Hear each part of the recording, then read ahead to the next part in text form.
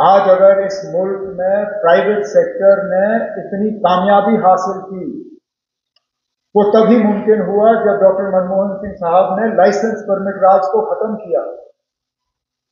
नहीं तो कौन सी फैक्ट्री लगनी है वो भी गवर्नमेंट ऑफ इंडिया तय करती थी, कितना बड़ा फैक्ट्री लगेगा वो भी वहां से तय होता था, और फैक्ट्री लगेगी कहां पे वो भी गवर्नमेंट ऑफ इंडिया तय करती थी। ये तमाम रिस्ट्रिक्शंस जो हैं आहिस्ता आहिस्ता हटाए गए, और आज हमारी जो इकोनॉमिक पोजीशन है उसकी सराहना जो है पूरी दुनिया में की जाती है। इसी तरह वजीर आजम के तौर पे जो उन्होंने, जैसे तारिगामी साहब ने कहा, सोशल वेलफेयर के मेजर्स जो लिए, चाहे वो इंदिरा आवास योजना की सूरत में गरीबों को मकान दिलाने के लिए, एमजी नरेगा गरीबों को रोजगार देने के लिए। मुझे आज भी याद है जब एमजी नरेगा की बात की जाती थी, पहले उनका जो फर्स्ट टर्म था ऑफिस में, लोग कहते थे ये मुमकिन ही नहीं है, आप इतने बड़े पैमाने पर लोगों को काम दे नहीं सकोगे, ये फेल हो जाएगा। लेकिन इतने साल बाद आज भी आप देखें तो एमजी नरेगा का ही काम चलता है रूरल एरिया में। आज भी जब हम ऑनरेबल एमएलए से बात करते हैं तो कहते हैं अब जॉब कार्ड और चाहिए, काम और होना चाहिए, एमजी नरेगा के तहत काम उठाए जाने चाहिए। जम्मू कश्मीर के हवाले से हम बात करें, जहां बैनुल अक़वामी सतह पर उन्होंने जम्मू कश्मीर के मामलों को हल करने की कोशिश की, और वो पहल उसकी शुरुआत डॉक्टर मनमोहन सिंह साहब ने नहीं की, उनको विरासत में मिला था। शुरुआत अटल बिहारी वाजपेयी साहब और जनरल परवेज मुशर्रफ की रही।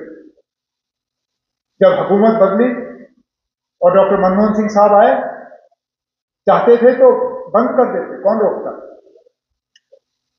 लेकिन जानते थे कि ये जो शुरुआत अटल बिहारी वाजपेयी साहब ने की है, इसको आगे लेना जो है कितनी बड़ी जिम्मेदारी है।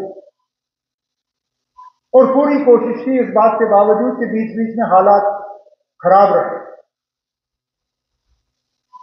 शायद अगर मैं ये कहूं कि जितना हम करीब दोनों मुल्क इस मसले को हल करने पे आए थे, उस दौर डॉक्टर मनमोहन सिंह साहब और जनरल परवेज मुशर्रफ के दौर पे मुझे नहीं लगता है मैं अपनी जिंदगी में दोबारा वो दौर देखूंगा। जम्मू कश्मीर के अंदरूनी हालात को अगर आप देखें तो कहां कहां गिने। जब 2010 में हालात खराब हुए, जम्मू कश्मीर के लोगों के जख्मों पर मरहम लगाने के लिए वर्किंग ग्रुप्स कायम हुए। उसमें हर पार्टी और मुख्तलिफ सोच रखने वाले लोगों को शामिल किया गया,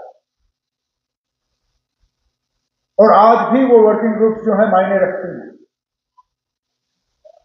चाहे पॉलिटिकल या गवर्नेंस को लेकर। और उन वर्किंग ग्रुप्स के हवाले से जो मेजर्स उठाए गए, आज भी उनका मुकाबला नहीं है। कश्मीरी पंडितों को वापस लेने की बात तो बहुत की गई होगी, लेकिन अगर अमली जामा उसको पहनाया गया कभी, वो डॉक्टर मनमोहन सिंह साहब के दौर में, जब उस वक्त हमारी कोalition सरकार के वक्त में उनके लिए नौकरियों का रिजर्वेशन करके हमने उन्हें तैयार किया कि वो वापस कश्मीर जाएं और वहां पर दोबारा बसें। जिस तादाद में उस वक्त वो गए, दोबारा वो फिर हमने देखा नहीं। झपटी का वो टाउनशिप बनने से पहले कैंपों में उनकी क्या हालत थी, वो पूछिए उनसे।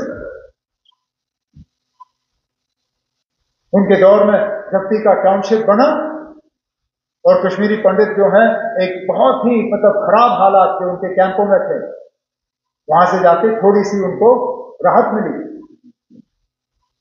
इंफ्रास्ट्रक्चर के लिहाज से अगर हम बात करें, जिस हाईवे का जिक्र जनाब एलजी साहब ने अपने खुतबे में किया, जम्मू श्रीनगर हाईवे, उसकी 4 लेनिंग का काम डॉक्टर मनमोहन सिंह साहब के दौर में, ये उनका तोहफा था जम्मू कश्मीर के लोगों के लिए। आज जब हम इंतजार कर रहे हैं वजीर आजम साहब का कि वो आएंगे और इस रेल का पूरा उद्घाटन करेंगे, जो मैं उम्मीद करता हूं कुछ ही दिनों में होगा, लेकिन शुरुआत कश्मीर को बाकी मुल्क के साथ जोड़ा गया जब बानीहाल का टनल मुकम्मल हुआ और रेल वहां से गुजरी। तब मैं उस वक्त ट्रेन पे डॉक्टर मनमोहन सिंह साहब के साथ था। चिनाब पे जो सबसे ऊंचा पुल रेल का दुनिया में, वो काम डॉक्टर मनमोहन सिंह साहब के दौर में शुरू हुआ। बदकिस्मती से ऊपर वाले ने उनको जिंदगी रखी नहीं थी कि वो उस पुल के ऊपर से पूरी तरह से ट्रेन को गुजरते हुए देखें, लेकिन कहीं ना कहीं उनको इस बात की तसल्ली होगी कि जिस काम की शुरुआत उनके दौर में की गई, उसको आज मौजूदा हुकूमत ने मंजिल तक पहुंचा दिया।